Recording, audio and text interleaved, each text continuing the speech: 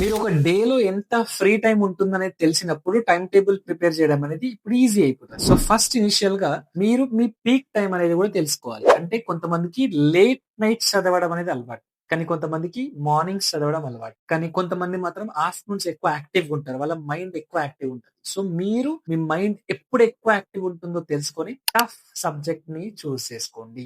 ఎందుకంటే easy subject ని మీరు ఆటోమేటిక్ గా ఇంట్రెస్టెడ్ గానే చదువుతారు. సో ఆ టైంలో చదవాల్సింది అది కాదు. బ్రేక్స్ అనేది తీసుకోవాలి. ఈచ్ సబ్జెక్ట్ మీరు చదివినప్పుడు ఎట్లా బ్రేక్స్ తీసుకోవాలి ఏంటనేది ఒక వీడియో మళ్ళీ చేస్తా. దాని గురించి టెన్షన్ పడకండి. ఒక్కొక్క సెషన్ ని బట్టి టైం టేబుల్ ని ప్రిపేర్ చేసుకొని దానికి తగ్గట్టు ఫాలో అవ్వండి. ఒకటే సబ్జెక్ట్ పట్టుకొని గంటలు గంటలు కూర్చోకండి. ఇక్కడ mind needs variety. So 2 hours ఒక సబ్జెక్ట్ చదివితే దాని తర్వాత బ్రేక్ ఇచ్చి మళ్ళీ ఇంకొక 2 అవర్స్ ఇంకొక వేరే సబ్జెక్ట్ చదవండి. అది కూడా ఆ 2 అవర్స్ కంటిన్యూస్ గా కాదు, బ్రేక్స్ ఇవ్వాలి. అది ఎలా we will discuss in the next video.